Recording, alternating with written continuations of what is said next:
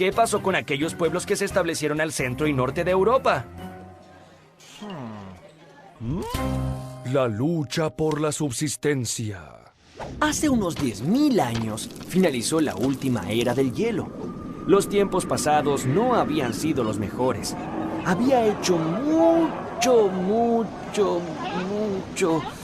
frío. Y los pequeños grupos de seres humanos que habían logrado sobrevivir a esta tremenda época habían pasado hambre. Pero poco a poco el hielo empezó a derretirse y ellos comenzaron a deambular de aquí para allá en búsqueda de alimento y cobijo. Es que estos grupos de seres humanos, al igual que sus padres y abuelos, empleaban todo su tiempo en subsistir. Algunos de estos grupos llegaron a zonas cálidas y fértiles. ¿Recuerdan Mesopotamia? Bueno, allí era más fácil sembrar, cosechar y almacenar alimento. Esto les permitió establecerse y tener más tiempo para pensar en otras cosas. Claro, antes empleaban todo su tiempo en subsistir. Así fue que comenzaron a pensar en cómo organizarse, cómo conseguir más riquezas y cómo vivir mejor. Durante miles de años el desarrollo de Occidente se expandió a lo largo de la cálida y fértil cuenca del mar Mediterráneo. Los sumerios, asirios y babilonios, los egipcios, los fenicios, minoicos y persas, los griegos, los romanos... ¡Oh, cuánta gente! Así se veía un mapa de la antigua Europa en la época de los romanos. Ellos habían logrado dominar a casi todo el mundo conocido hasta ese momento. Pero, ¿qué pasaba del otro lado de las fronteras del imperio? ¿Es que no había nadie? Allí vivían pueblos que habían tenido que seguir luchando por la subsistencia. Por el año 600 a.C., en Europa Central, un conjunto de tribus de diversos orígenes comenzaron a modelar lo que hoy llamamos la cultura celta. Estos pueblos eran muchos y muy variados, y rara vez se organizaban entre ellos para conseguir un objetivo común. Eran montones de tribus independientes que muchas veces incluso peleaban entre sí.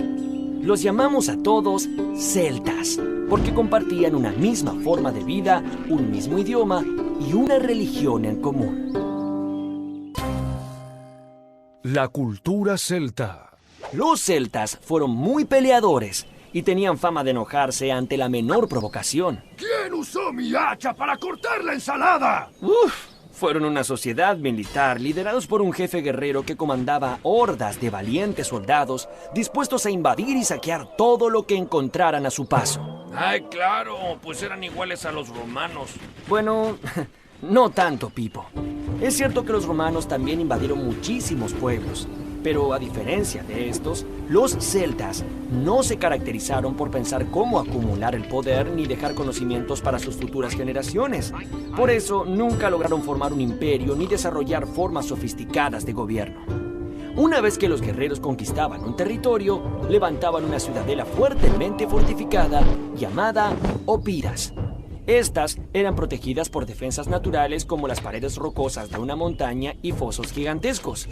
Dentro, construían sus casas que eran de forma redonda, sin ventanas y con techo de madera, paja y barro. Alrededor de las casas estaba la granja, donde andaban sueltos cerdos, vacas, ovejas y caballos. Los pobladores trabajaban duro y guardaban trigo, centeno y cebada que necesitarían para sobrevivir durante el largo invierno. Una vez que la población crecía, simplemente no había más lugar. Y entonces, un grupo salía en expediciones para conseguir nuevos territorios. Así fue como, por necesidad, los celtas fueron expandiéndose rápidamente.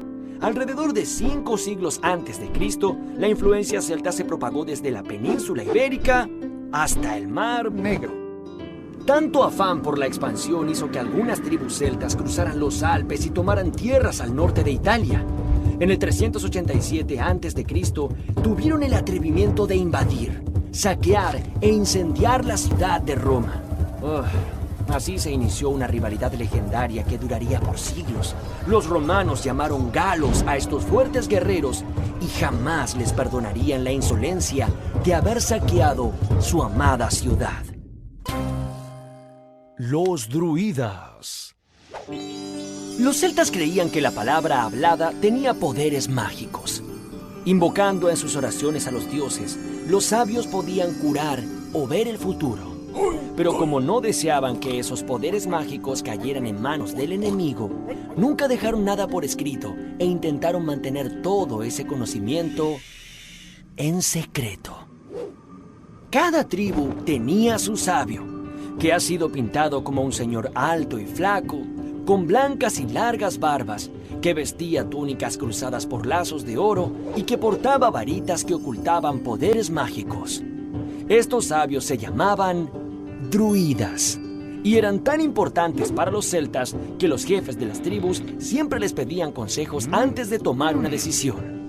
Los druidas conocían los poderes curativos de las plantas de los bosques.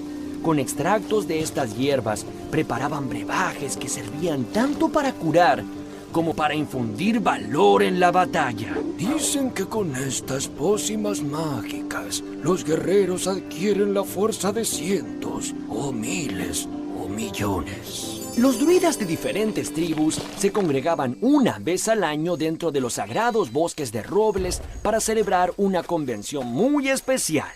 Allí compartían sus hallazgos y conocimientos.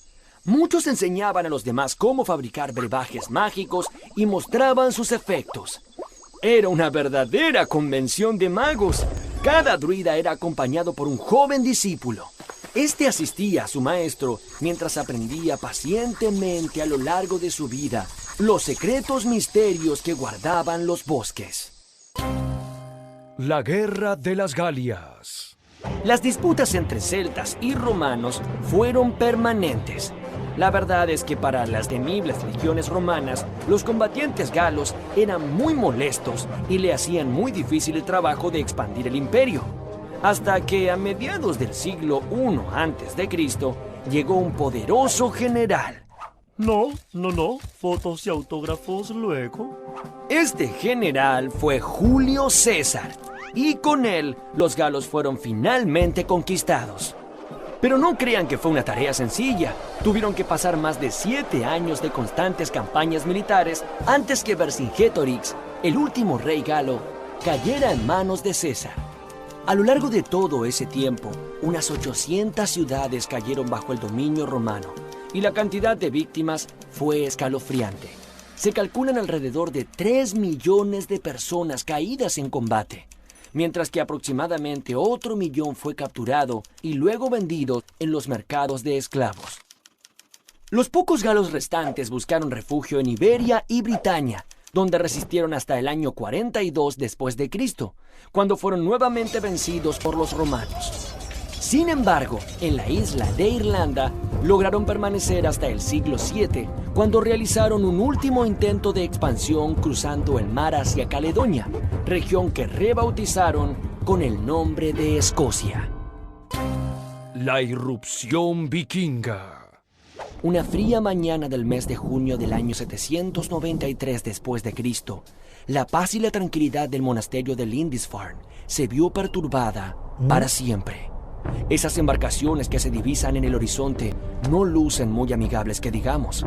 Ellas vienen cargadas de hombres corpulentos y feroces que usan pelo largo y dejan crecer sus barbas. Lo más temible de todo es verlos agitar sus espadas y sus hachas. Estos señores se llamaron vikingos y pasaron a la historia de esta violenta manera, matando monjes y luego robando todas las gemas preciosas y los adornos de oro que pudieran cargar en sus barcos. Todo lo demás sería destruido. ¡Old Mary! Esta fue la primera invasión vikinga en el mundo cristiano, y a partir de ella ocurrieron muchas más.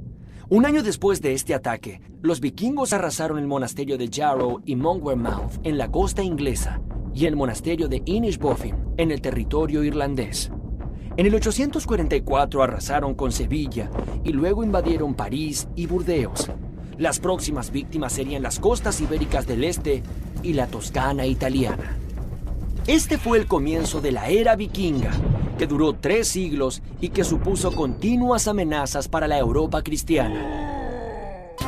La ruda vida de los vikingos. Los vikingos eran pueblos que se habían establecido en las lejanas y frías tierras de Escandinavia.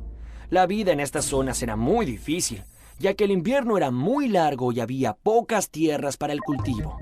Esto hizo que para sobrevivir tuvieran que ocuparse día tras día en conseguir alimentos, pieles de animales y madera para la calefacción. Fue entonces que encontraron en el Mar del Norte una fuente invalorable de recursos para la subsistencia. ¡La tengo! Gracias a este poderoso vínculo con el mar, desarrollaron una habilidad asombrosa que los haría famosos: el dominio de la navegación de ultramar. La cruda vida de los vikingos les fue modelando un rústico carácter. Eran hombres, mujeres y niños fuertes y rudos, dispuestos a soportar las condiciones más adversas en uno de los climas más inhóspitos del mundo.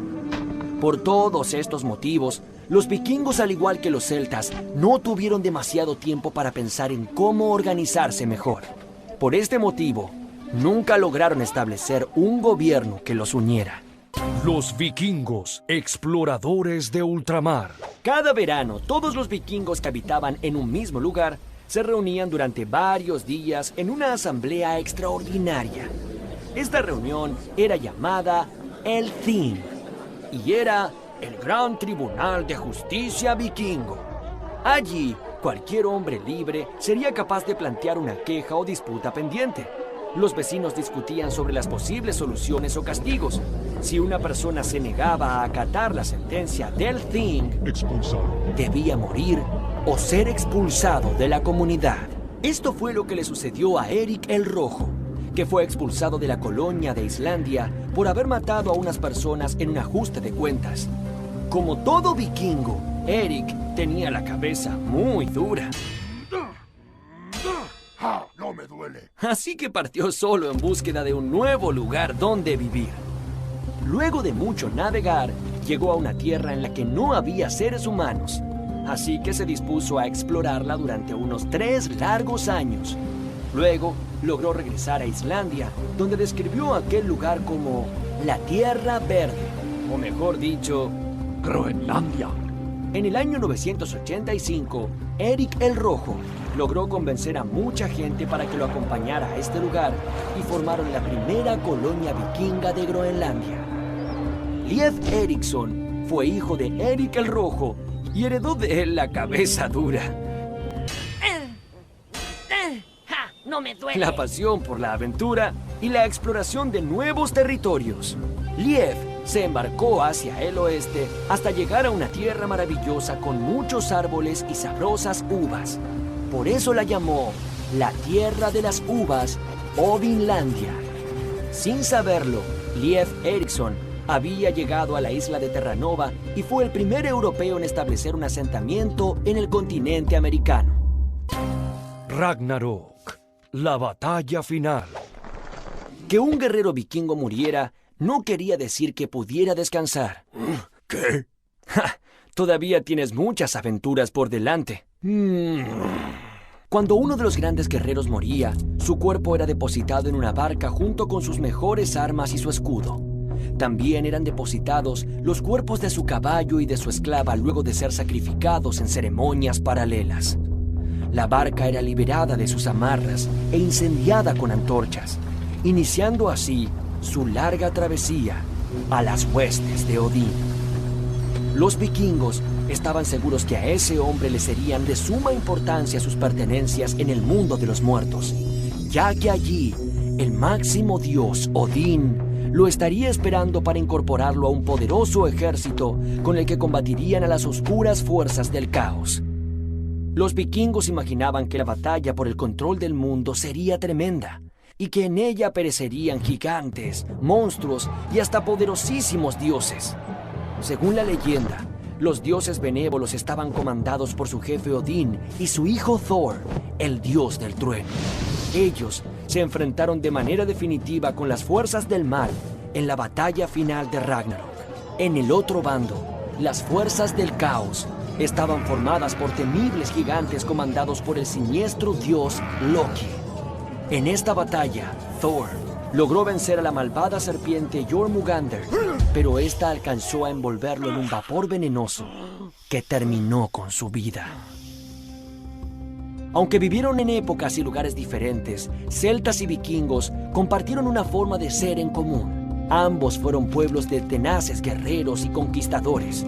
Sin embargo, por no haberse detenido a pensar en cómo organizarse mejor, ambos pueblos terminaron cediendo ante otros. Los celtas cayeron bajo el yugo de los romanos y los vikingos fueron paulatinamente convirtiéndose en cristianos.